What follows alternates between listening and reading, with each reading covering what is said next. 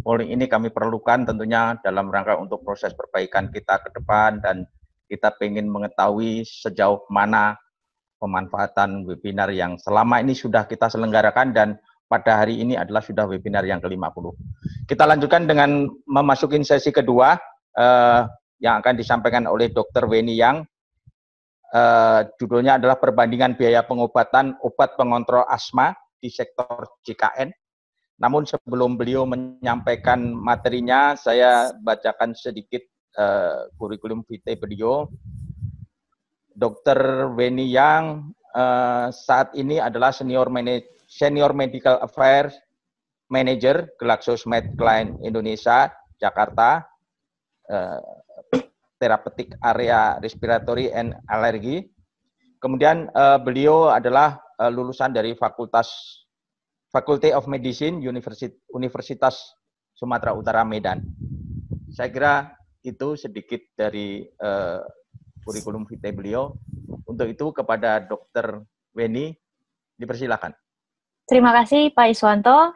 Yang saya hormati Pak Iswanto, Bu Ika, dan pengurus pusat Ikatan Apoteker Indonesia. Terima kasih banyak atas kesempatan yang telah diberikan kepada kami untuk bisa sharing sedikit mengenai produk-produk yang ada di GSK dan bagaimana dibandingkan dengan produk lain dalam hal penata laksanaan asma. Maaf, ini saya nggak bisa screen sharing. Saya akan membawakan sedikit mengenai penata laksanaan asma, terutama pada perbandingan biaya pengobatan dari obat pengontrol asma di sektor JKN terutama. Harapannya adalah setelah mengikuti acara ini, peserta bisa memahami peran dari ICS LABA dalam pengobatan asma, lalu mengerti kelebihan dari salmeterol-fluticasone dibandingkan dengan ICS LABA lainnya, jadi kapan harus diberikan salmeterol-fluticasone, dan mampu mengedukasi pasien dengan bagaimana cara menggunakan diskus. Jadi pertama-tama kita akan melihat penata laksanaan asma sesuai dengan pedoman yang ada saat ini. Pedoman yang ada saat ini adalah GINA 2020, sudah terbaru. Jadi ini sudah disampaikan juga tadi oleh Ibu Ika bahwa penata laksanaan asma itu ada step-stepnya, step 1, step 2, step 3, dan step 4, sampai step 5. Jadi kalau kita lihat, kalau dulu itu SABA merupakan salah satu pilihan pengobatan untuk controller di step 1 dan step 2. Jadi kalau saat ini SABA sudah tidak dianjurkan lagi sebagai controller, namun yang dianjurkan adalah dia sebagai reliever. Reliever artinya pelega. Jadi SABA hanya digunakan sewaktu-waktu jika pasien itu merasa sesak nafas. Jadi tidak digunakan sebagai pengobatan utama, tapi kalau digunakan hanya jika dia mengalami sesak nafas. Lalu apa yang digunakan sebagai controller atau pengontrol dari asma? Karena kita tahu, seperti tadi yang sudah dijelaskan juga oleh Bu Ika, bahwa penyebab dari penyakit asma ini, pendang dasar dari penyebab penyakit asma ini adalah inflamasi. Jadi inflamasi ini yang harus ditekan. Inflamasi yang terjadi secara berlama-lama ini atau kronis, inflamasi kronis yang terjadi pada pasien-pasien asma, itu bisa menyebabkan pasien itu mengalami perubahan di saluran pernafasan bagian bawahnya. Jadi yang kita takuti adalah terjadi perubahan struktur dari saluran pernafasan sehingga tidak bisa kembali lagi menjadi normal. Itu yang kita tidak mau terjadi pada pasien-pasien asma.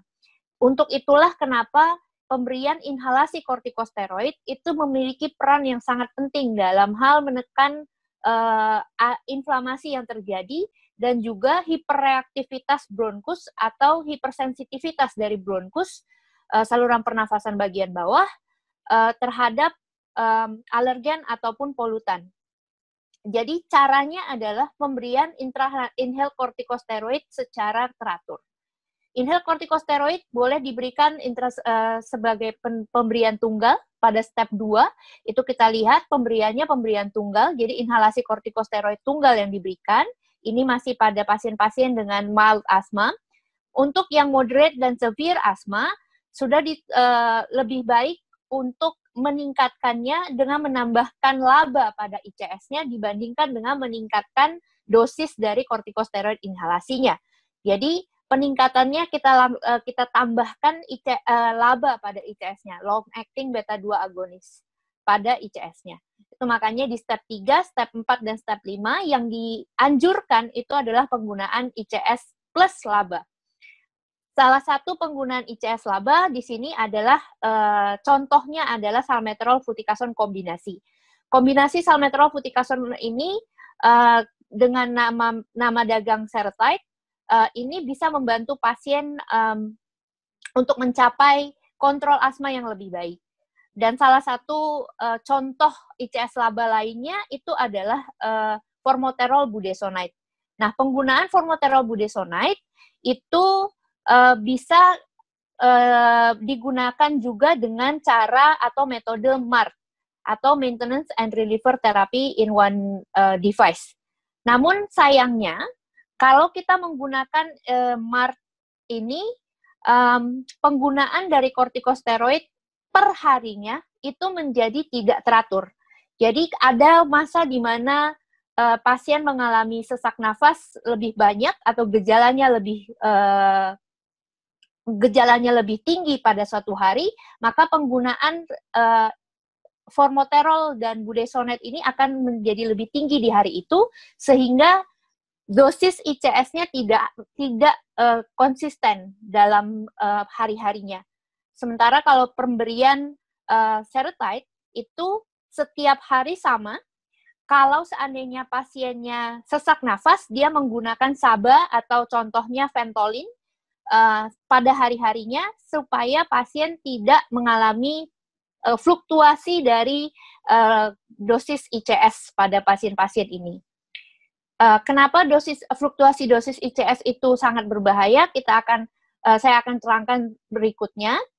Pertama-tama kita lihat dulu cara kerja dari beta 2 agonis. Kenapa sih dibutuhkan beta 2 agonis di sini dan juga ICS pada pasien-pasien yang mengalami asma? Jadi beta 2 agonis, cara kerjanya dia akan menempel di reseptor beta 2, lalu dia akan mengaktifasi adenyl siklase. Enzim adenyl siklase ini akan mengubah ATP menjadi siklik AMP, kemudian akan menyebabkan relaksasi dari otot polos. Akhirnya, bronkus yang tadinya kontriksi atau menyempit akan melebar, akan berdilatasi. Jadi ini fungsi dari beta 2 agonis. Jadi dia sebagai bronkodilator. Jadi untuk melebarkan bronkus yang tadinya sudah menyempit. Itu fungsi dari beta 2 agonis. Namun karena dasar dari penyakit asma ini adalah inflamasi, jadi yang paling penting adalah pemberian inhaled corticosteroid atau corticosteroid inhalasi.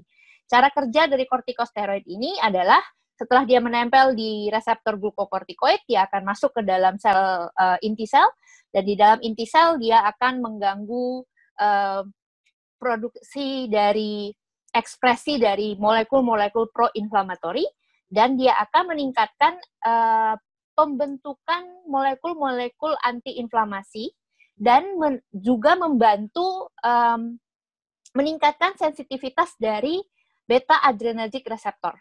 Jadi dia saling bersinergis kerjanya antara inhalasi kortikosteroid ini dengan beta 2 agonis. Jadi mereka berdua saling membantu dalam hal ini, dalam hal kerjanya.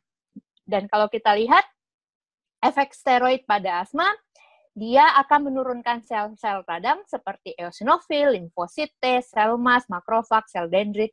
Dan secara struktural kita bisa lihat bahwa sel epitelnya tidak akan berubah bentuknya dari yang bersilia menjadi yang tidak bersilia, karena itu yang kita takutkan jangan sampai terjadi, itu yang dicegah oleh glukokortikoid. Lalu sel endotel yang tadinya menjadi lebih permeabilitasnya meningkat, sehingga ini permeabilitasnya diturunkan supaya menghindari terjadinya kebocoran. Dan pada otot polos saluran pernafasan, dia akan meningkatkan sensitivitas dari reseptor beta 2, sehingga kerja dari bronkodilator menjadi lebih baik.